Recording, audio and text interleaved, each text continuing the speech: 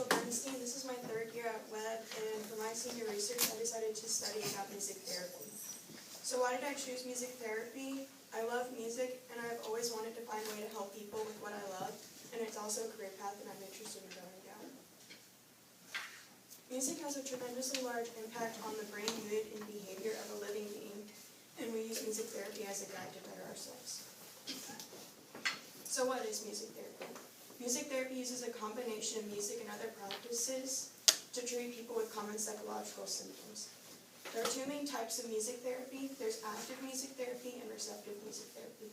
The main difference between the two is the activities that are involved in a session. So during an active music therapy session, activities include group singing, songwriting, instrumental playing, and improvisation. And during a receptive music therapy session, the group listens to music and have lyric analysis, songwriting, and drawing while listening to music. So practices of music therapy can be traced back to Greece, but the profession itself is traced back to World War II. After World War II, musicians visited veterans in hospitals and played to ease physical and emotional traumas.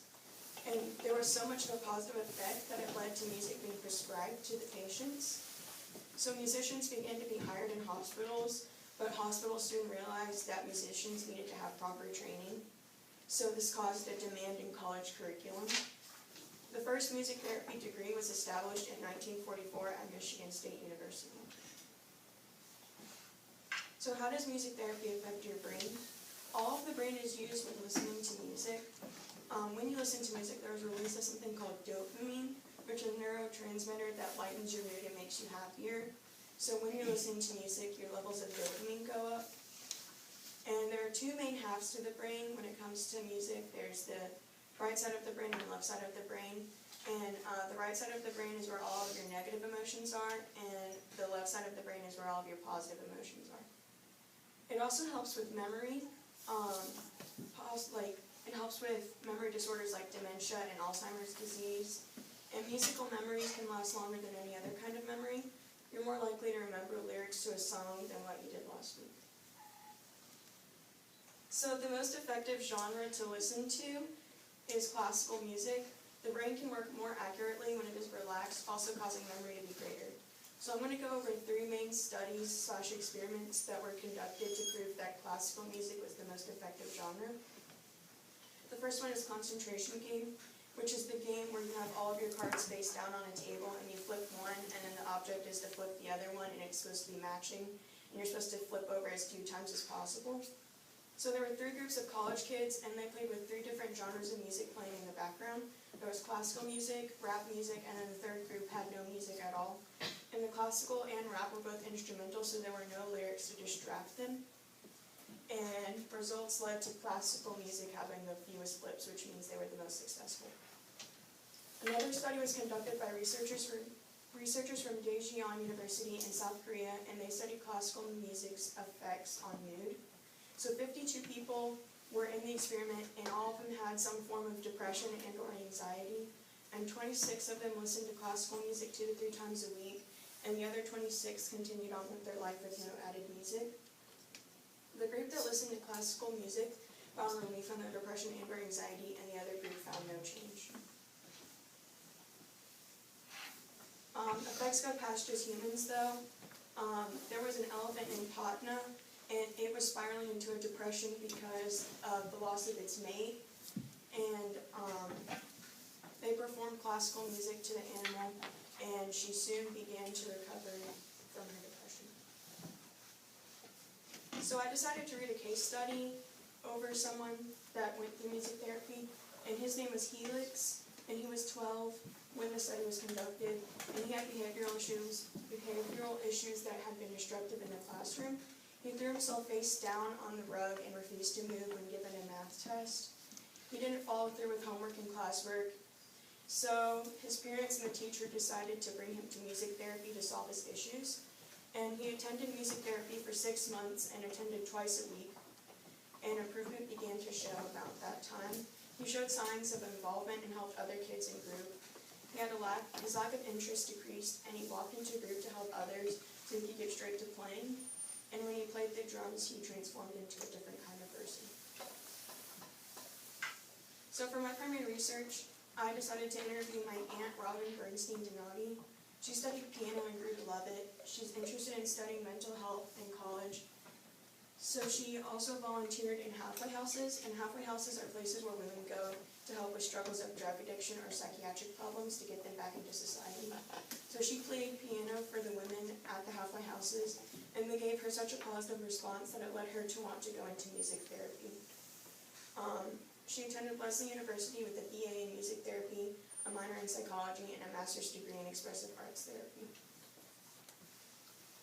She is now a music therapist for 30 years, and she works at U Inc., which is Youth Opportunities Upheld in Massachusetts.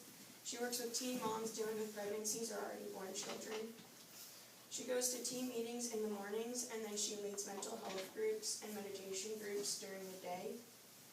And during a group music therapy session, they play musical instruments and play made-up songs, which they later will go through the lyrics and evaluate them.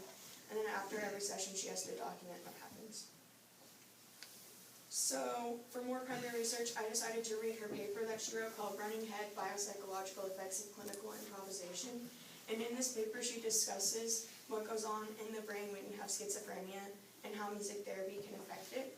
So on here is a normal brain versus the brain of a schizophrenic. 1% of the population around the world has been diagnosed with schizophrenia annually. Schizophrenics have problems in conversation, communication, and relatedness. A schizophrenic is more likely to be in the moment than in the past or the future. And the hardest thing for them is that they have no found medication to truly be effective and help them. The parts of the brain that are affected for a schizophrenic are the frontal lobe, prefrontal cortex, temporal lobe, and the limbic system. So the best found medication process for them is improvisational music therapy. So improvisational music therapy is when the group improvs music, making them all have to listen to each other and work together. Playing music has a direct impact on the brain that enables group members to communicate and connect in a way that is not available to them in verbal and task-oriented groups. Every person in the group plays an important role, which is very important for them.